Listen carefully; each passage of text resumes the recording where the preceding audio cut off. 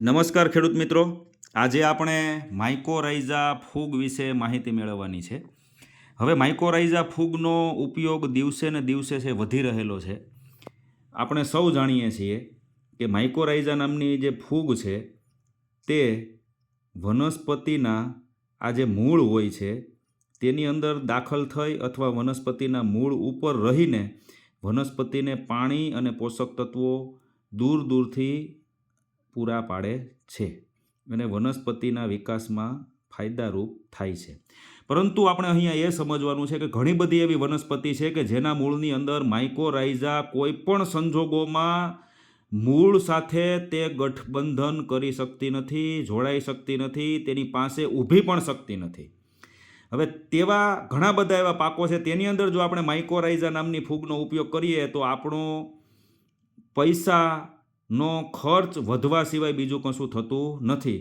એમાં આપણે વાત કરીએ તો બ્રાસિકેસી ફેમિલીના જે કોઈ પણ પાક છે, દાખલા તરીકે રાઈ છે, સરસવ છે, કોબી છે, ફુલાવર એટલે કે કોબી વર્ગનું જ આપણે જે પત્તાગોબી જેને કહીએ છીએ તે છે, બ્રોકોલી છે, મૂળા છે, આ કુળની જે કોઈ પણ વનસ્પતિ છે તેની અંદર જો આપણે માઇકોરાઇઝા ઉમેરીએ તો આપણને 0% ફાયદો થાય છે અને ઉલટાનો આપણો ખર્ચ વધે છે. કારણ કે આ જે કોઈ પણ વનસ્પતિ છે તે વનસ્પતિના મૂળની આજુમાં ગ્લુકોસિનોલેટ નામના રસાયણોની હાજરી હોવાથી માઇકોરાઇઝા ફૂગની હાજરી ત્યાં સંભવિત થઈ શકતી નથી.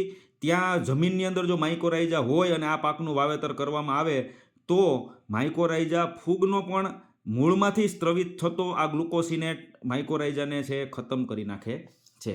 પછી તો કે ચેનોપોડિયેસી ફેમિલી, તેની અંદર પાલક છે, રાજગરો છે, બીટ છે, આ પ્રકારની વનસ્પતિની અંદર પણ માઇકોરાઇઝા છે તે સેટ થઈ શકતી નથી. હવે આપણે જોઈએ માઇકોરાઇઝા આ આટલી વનસ્પતિની અંદર આ ખેતીની અંદર આ પાકની અંદર આપણે ઉપયોગ કરીએ તો આપણને ફાયદો થતો નથી. હવે આપણે જોઈએ કે માઇકોરાઇઝા કેની અંદર ઉપયોગ કરવો જોઈએ, કયા પાકની અંદર ઉપયોગ કરીએ તો સારામાં સારો ફાયદો મળે. તેના કરતાં આગળ વાત કરીએ તો માઇકોરાઇઝાના કુલ છે 1, 2, 3 અને 4 પ્રકાર અને 5મો પણ એક પ્રકાર હોય છે, પરંતુ તેનો ખેતીની અંદર કોઈ ઉપયોગ નથી એટલે આપણે તેની કોઈ ચર્ચા કરતા નથી.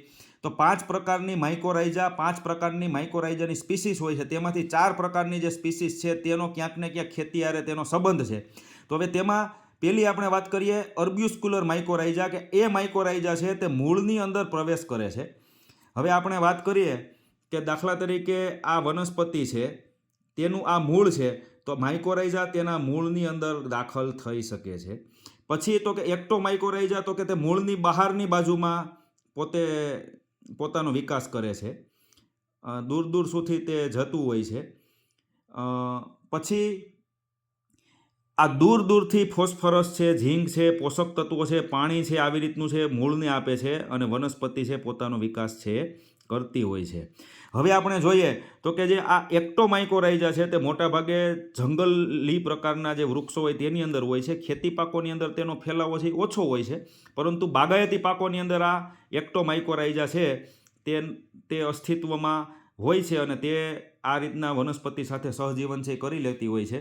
હવે આ જે અર્બ્યુસ્ક્યુલર માઇકોરાઇઝા છે કે જે મૂળની અંદર પ્રવેશ કરતી હોય તે માઇકોરાઇઝા, તે ફૂગ મોટાભાગે ખેતી પાકોની અંદર તેનો ઉપયોગ છે એ વ્યવસ્થિત રીતે થતો હોય છે. પછી આપણે જોઈએ તો કે ઇરિકોઇડ માઇકોરાઇઝા, કે એ માઇકોરાઇઝા કે જે જમીનનો pH 7થી નીચેનો હોય છે, અમ્લીય જમીનની શ્રેણીમાં જે જમીનને મૂકવામાં આવે છે, તે જમીનની અંદર જે કોઈ પણ પાક થાય છે તે જમીનની અંદર આ ઇરિકોઇડ નામની જે માઇકોરાઇઝા, ઇરિકોઇડ પ્રજાતિની જે માઇકોરાઇઝા છે તે વ્યવસ્થિત રીતના સેટ છે એ થઈ શકતી હોય છે. હવે 7થી નીચો pH હોય તે જમીનોની અંદર એલ્યુમિનિયમ અને લોહ તત્વની ઝેરી અસરની સંભાવનાઓ પણ વનસ્પતિની અંદર ખૂબ વધતી હોય છે. આ ધાતુઓની ઝેરી અસર વનસ્પતિને થતી અટકાવવા માટે પણ માઇકોરાઇઝા જે છે તે ખૂબ જ સારી રીતના છે તે કામ કરતી હોય છે. પછી તો કે ઓર્ચિડ માઇકોરાઇઝા, કે જે હવે એક ઓર્ચિડ નામનું જે એક બીજ આવે છે તેના ઉગવા માટે જો આ ફૂગ તેની આજુબાજુમાં હાજર ન હોય તો તે બીજ છે તેનો ઉગાવો થતો નથી, એટલે તે ઓર્ચિડ માઇકોરાઇઝા તરીકે ઓળખવામાં આવે છે. હવે આ 4 પ્રકારની માઇકોરાઇઝા એક જ પેકિંગની અંદર ઉપલબ્ધ હોય તો તેની આપણે વાત કરીએ તો ડચ ગ્રીન એગ્રીટેકનું ડચ વામ નામથી આ મધર કલ્ચરના સ્વરૂપની અંદર માઇકોરાઇઝા છે તો કે ઉપલબ્ધ હોય છે. આ માઇકોરાઇઝાની અંદર એક્ટો, એન્ડો અને ઇરિકોઇડ આ 3 પ્રકારની સ્પીસીસ, 3 પ્રકારની જાત આ માઇકોરાઇઝાની અંદર મધર કલ્ચરના સ્વરૂપમાં એટલે કે કોન્સન્ટ્રેટેડ સ્વરૂપની અંદર માઇકોરાઇઝા ફૂગ છે તે આ કંપની છે એ બનાવી અને ભારતીય બજારની અંદર છે તો કે વેચી રહી છે ડચ ગ્રીન એગ્રીટેક નામથી. ખૂબ જ સારા પરિણામો અમને મળેલા છે. આગળ આપણે વાત કરીએ તો હવે માઇકોરાઇઝા છે તે કેવા પ્રકારની જમીનની અંદર વ્યવસ્થિત રીતના પોતે સેટ થઈ શકે. જે જમીનની અંદર ઓક્સિજનની હાજરી હોય તે જમીનની અંદર માઇકોરાઇઝા છે તે વ્યવસ્થિત રીતના સેટ થઈ શકતી હોય છે.